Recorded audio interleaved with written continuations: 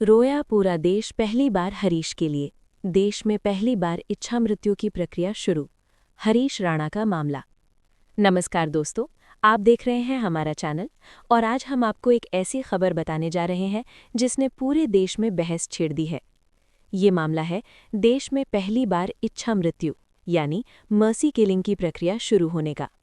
जी हाँ, ये मामला है हरीश राणा का, जिनकी हालत पिछले कई सालों से बेहद गंभीर बनी हुई है। अब डॉक्टरों और परिवार की सहमति के बाद उनकी लाइफ सपोर्ट सिस्टम को धीरे धीरे हटाने की प्रक्रिया शुरू की जा रही है। ये फैसला सिर्फ एक व्यक्ति की जिंदगी से जुड़ा मामला नहीं है, बल्कि ये कानून, नैतिकता और मानवाधिकारों से जुड़ा बहुत बड़ा सवाल बन गया है। आइए इस पूरी खबर को विस्तार से समझते हैं। इच्छा मृत्यु क्या होती है? सबसे पहले समझते हैं कि इच्छा मृत्यु यानी यूथनेशिया क्या होती है। इच्छा मृत्यु का मतलब होता है किसी ऐसे मरीज को मृत्यु की अनुमति देना जो लंबे समय से असाध्य बीमारी से पीड़ित हो और जिसके ठीक होने की कोई संभावना ना हो। ऐसे मरीज अक्सर कोमा में होते हैं, लाइफ सपोर्ट मशीन पर होते हैं, असहनीय दर्द झेल रहे होते हैं। ऐसी स्थिति में डॉक्टर और परिवार मिलकर ये निर्णय लेते हैं कि मरीज को कृत्रिम तरीके से जीवित रखने का कोई मतलब नहीं रह गया है। इसे ही इच्छा मृत्यु या मर्सी किलिंग कहा जाता है। हरीश राणा कौन है?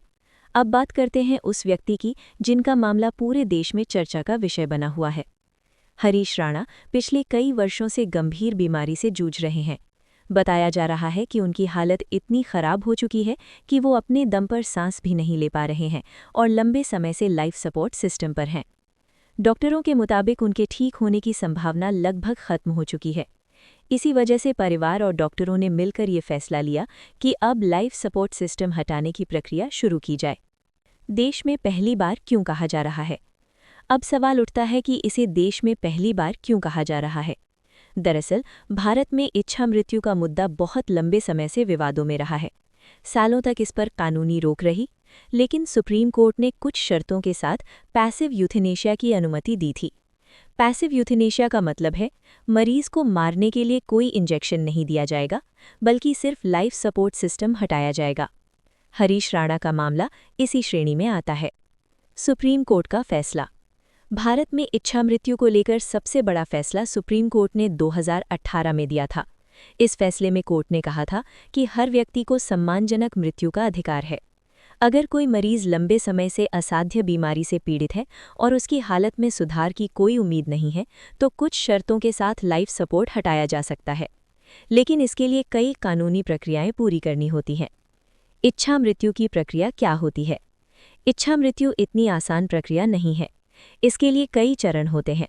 मरीज की मेडिकल रिपोर्ट, डॉक्टरों की टीम की राय, परिवार की सहमति, अस्पताल के मेडिकल बोर्ड की अनुमति, कानूनी मंजूरी। इन सभी प्रक्रियाओं के बाद ही लाइफ सपोर्ट हटाने का फैसला लिया जाता है।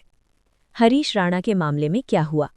मीडिया रिपोर्ट के अनुसार हरीश राणा पिछले लंबो समय से गंभीर हालत में थे। उनकी स्थिति में सुधार की कोई संभावना नहीं थी। डॉक्टरों की टीम ने उनकी मेडिकल रिपोर्ट का गहराई से अध्ययन किया।